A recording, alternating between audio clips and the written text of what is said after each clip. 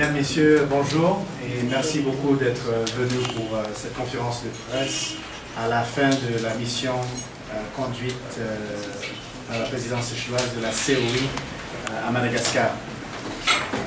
Avant de commencer, je vais juste présenter les membres de la délégation. Je suis Jean Paladin, le ministre des Affaires étrangères des Seychelles et président en exercice du Conseil des ministres de la COI. M. Calix Dofé, le secrétaire général de la COI. À ma droite, chaque État a aussi participé à cette délégation. Monsieur l'ambassadeur de France, nous avons Monsieur l'ambassadeur de l'île Maurice, nous avons l'officier permanent liaison des Comores, et nous avons aussi le président de la Chambre de commerce de Madagascar, représentant l'Union des chambres de commerce de l'océan Indien. Cela représente la composition de cette délégation. Le premier constat, je dirais, c'est que notre mission encourage à aller de l'avant dans la mise en œuvre de la feuille de route. Notre mission avait un double objectif, politique et économique. En prenant contact avec le gouvernement d'Union nationale de transition, comme prévu, comme demandé par le Conseil des ministres de la COI au mois d'octobre, le 6 octobre 2011. Justement, dans ce Conseil des ministres, Madagascar avait participé pleinement à ce Conseil.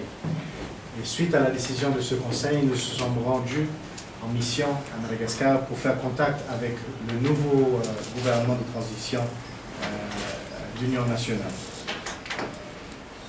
Nous estimons que la nomination du Premier ministre de consensus et aussi la nomination du gouvernement de transition nationale représentent deux étapes très importantes dans la mise en œuvre de la feuille de route.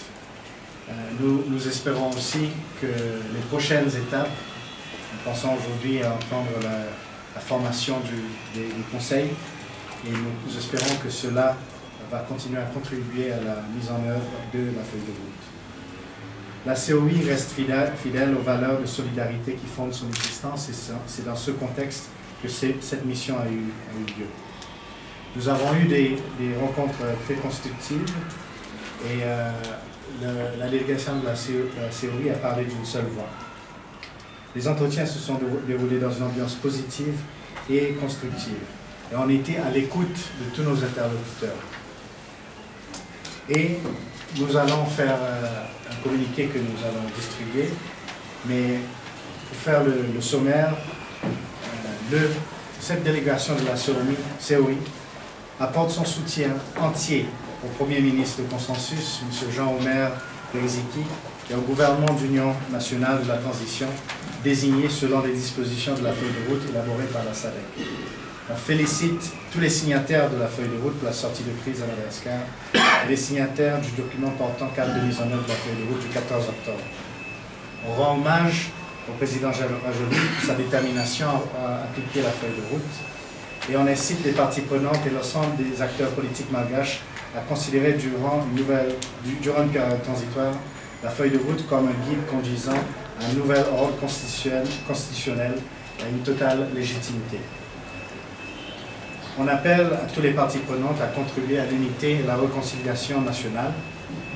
On rappelle la contribution de l'Union africaine au processus de sortie de crise et le rôle prépondérant de la communauté du développement de l'Afrique australe, la SADC, et de l'organe du comité ministériel de la Troïka dans le processus de la médiation à Madagascar.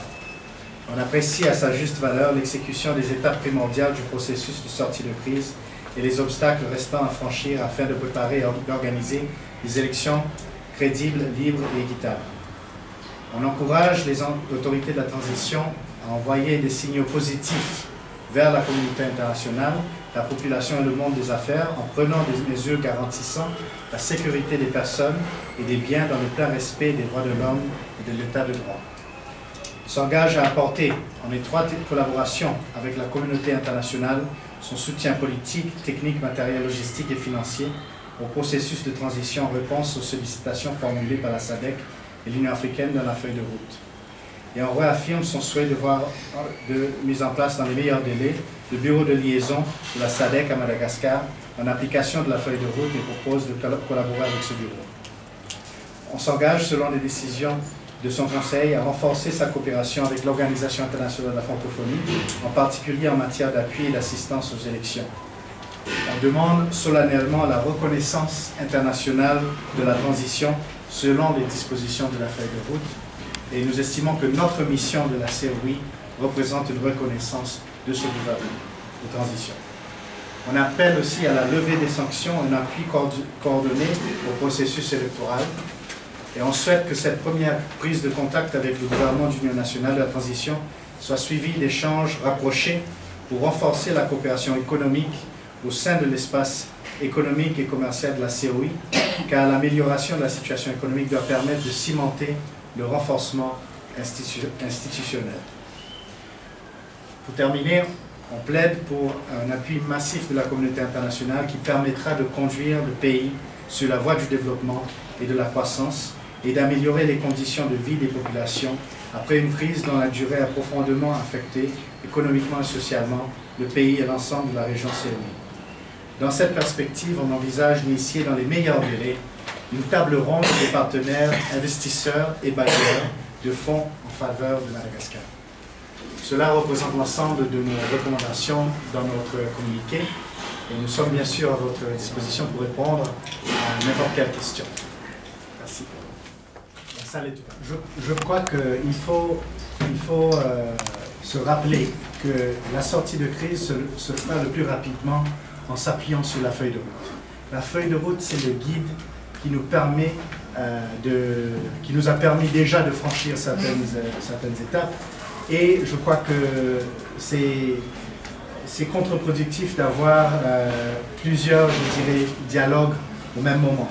En même temps, je crois que la feuille de route est très claire, que n'importe qui peut s'associer au processus à n'importe quel moment.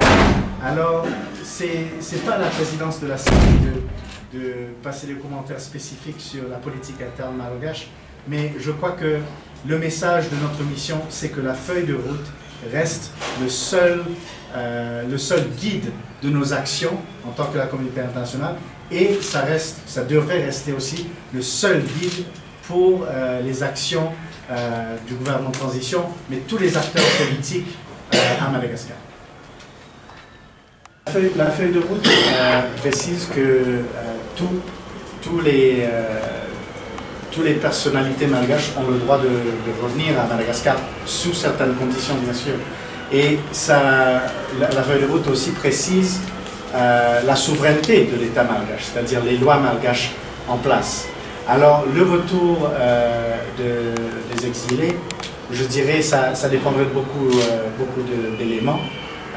La COI travaille avec le gouvernement de transition pour s'assurer que la mise en œuvre de la feuille de route soit faite d'une manière efficace et qu'on ne met en cause pas ce qu'on a déjà acquis. Nous avons déjà franchi 2 étapes importantes, c'est-à-dire la nomination du Premier ministre de consensus, la nomination du gouvernement d'union nationale. La question de retour des exilés, ça dépend aussi de d'autres étapes de la feuille de route que nous ne sommes pas encore arrivés. Alors je crois que c'est très important qu'on passe à travers ces étapes avant vraiment d'aborder cette question. En même temps, je crois qu'il faut se référer toujours à la feuille de route à ce sujet. Il y a peut-être une demande de revenir, mais et la feuille de route préconise cela, mais selon certaines conditions qui sont très clairement établies dans la feuille de route.